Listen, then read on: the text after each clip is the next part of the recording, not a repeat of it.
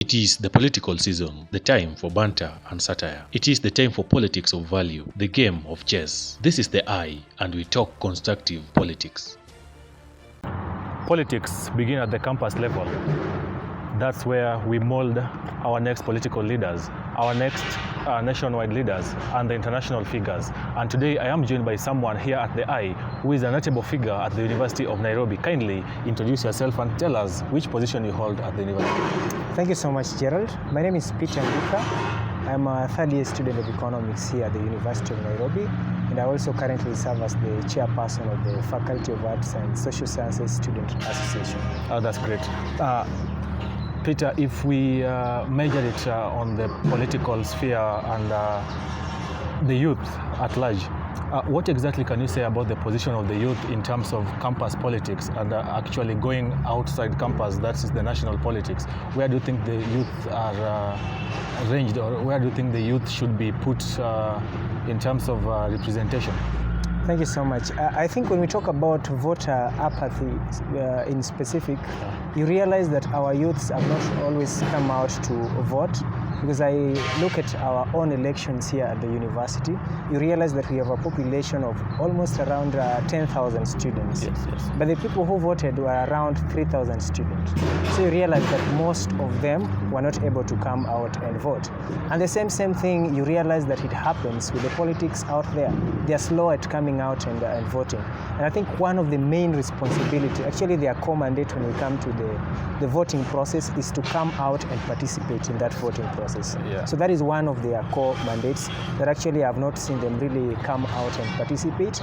Another responsibility we will say is trying to encourage their peers to also participate in the voting process, or what we call voter education. Yes. As we talk, there is a voter training that is supposed to be happening, I think, in the next 2 weeks. That is 9th of May at Kenya School of Government, coordinated by USPAC, the University and Colleges Peace Association, in coordination with IEBC.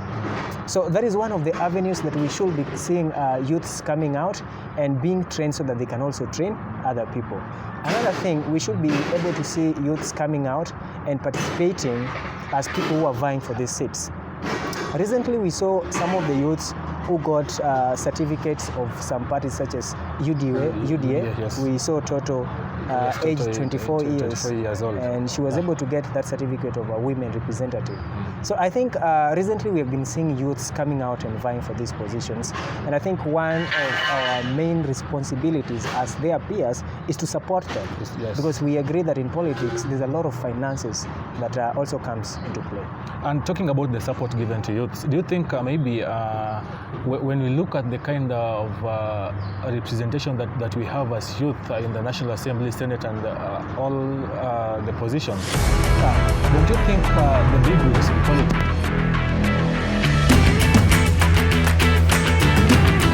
Let's look at, for example,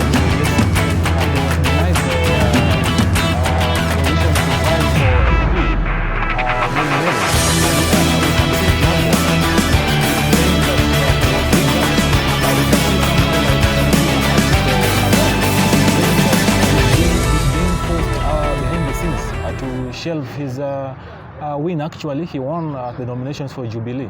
Do you think the youth are being humiliated by the bigwigs in politics? I'll say no and yes. Because let us look at Bahati, let us look at Jaguar, let us look at MCJC. In politics, everyone has got interest. Yes. The party has its own interest. These people have their own interest.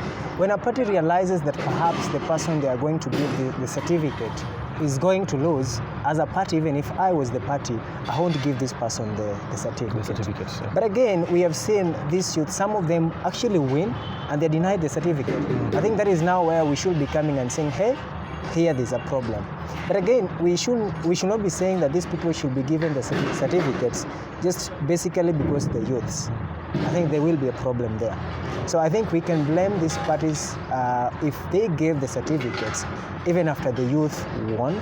But in situations where the youth did not win, then I don't think we should be able to blame them. And I think the government has really tried in trying to involve the youths in their affairs. We've been able to see a youth coordinating council where we see Roy Sasaka sitting as the director and people like Angel Mbudia sitting over there. So I think that is a platform that the government has given the youth actually to also participate. And of course the Youth Coordinating Council that is now doing the voter education, where we see Joel Chacha sitting as the chairperson. So the government has really tried. I think we should be able to commend them on that. Yeah, and as a youth, going to the general election that is coming in August 9, what can you advise the youth? Because usually we see the youth being used by the political groups to cause chaos, let's say maybe when the outcome is not favorable to them, and maybe using the youth to at least to maybe cause chaos during campaign. What advice can you give the youth ahead of the general elections? Thank you so much. I think to my fellow youths out there, this country is ours. And our lives are more important than those of those politicians out there. Their main interest is to get those seats and just to be called an MP, a governor, or a president.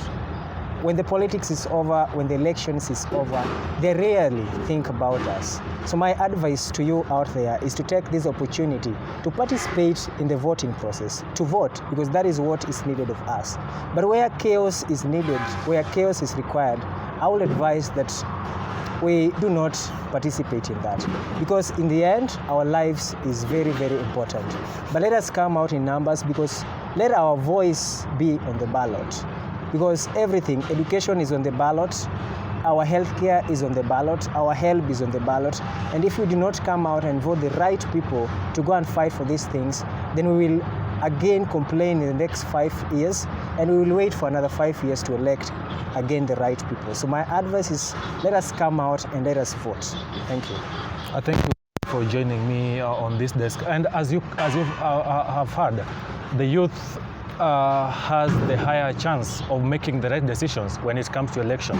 This is the eye where we discuss politics, the constructive game of cards, where we do not censor, but we offer support and actually offer good idea and good insights on matters youth and politics. I am Gerald.